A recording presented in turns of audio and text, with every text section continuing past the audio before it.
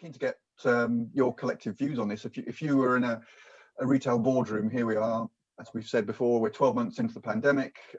We can see some light at the end of the tunnel, if that tunnel's probably quite long still in terms of when we can get through this. But as a retail leadership team, I guess you're going to have to be thinking about what's the future shape of this business look like, what is the percentage balance between online and offline, but more importantly and relevant to this discussion, how many stores do I need? What is the role of my store? How do I plan for that the future shape of this business? And I think, Terry, you were implying it's time to think big and bold and be quite radical about this, because it's one of those, I think, dare I say, it's several people have said, never waste a good crisis. So what I don't know who would want to jump in and start us off there on your thoughts on Terry. Yeah. Well, I'll just follow on, if I may, from what I'm saying. I think, retail has got to get back to theatre and fun. And, shopping locations, as Gwen said now, often feature, more restaurants, theatre, bowling, cinemas. So it has a sort of extra pull that perhaps for a long time it didn't. But unless you're giving people a reason to be somewhere, they won't be there. There are a number of good points you make there, and just the last area, getting back to the fun. We've seen, certainly looking to the East in China and Alibaba, great use of social platforms, group shopping, live streaming, shopping events. And you look at this continuum of where does this happen from home to in store or an event venue, where it's almost this exhilarating shopping experience that these consumers are having. They're discovering things together. It's highly aspirational. So there's now, I think, a real important look at those tools. Well, especially as we've been isolated, I've been amazed that they can't shop together more from home. That's just around the corner, but that's been a pressing need during this pandemic time. People are cooking together on platforms from home, but they're really, in the US anyway, there hasn't been that much group shopping. So I think it's a lot of what you'd said. It's sort of the customer journey, and there's a back to the future component where we do have to look at sort of the human needs and that get met through shopping. People like to look at what other people are wearing when they're shopping. There's all kinds of reasons that people like to get out and shop.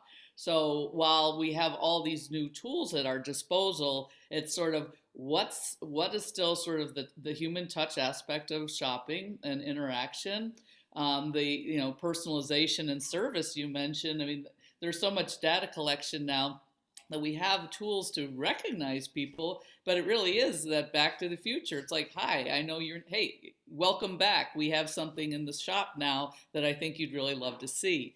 And so where is that taking place physically?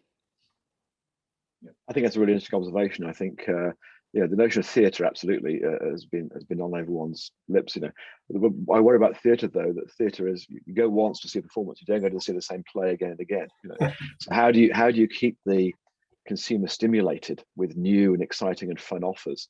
We know that attention spans are kind of decreasing. We get bored very easily. Attention is kind of wandering. You've really got to stand out from the crowd, and that's often it can be quite expensive potentially for some firms.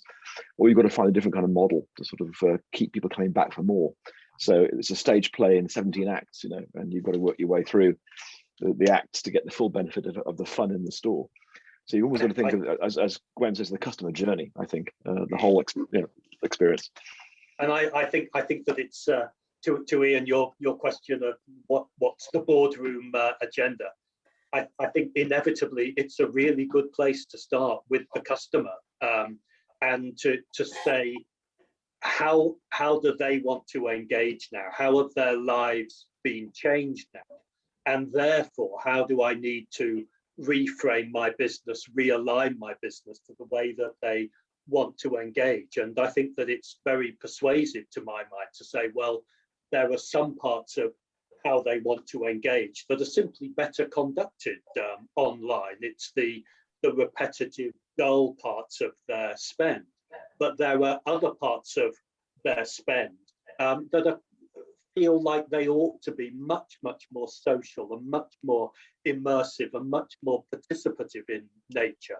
And I know that, Jonathan, you and I explored some of these thoughts when we were writing together and trying to sort of grasp what that agenda for retail business leaders looked like, and said, well, one of the lessons that you do learn from the past in this industry, as of course in lots of others, is the importance of always orientating yourself around the customer and not being hamstrung by your past of, these are the stores we've got, this is the way we organize ourselves, and that the world of those businesses that we were talking about half an hour ago that have failed, and the point we were making that there will be more zombie firms that will fail, is that the common thread is that they fail to change enough quickly enough.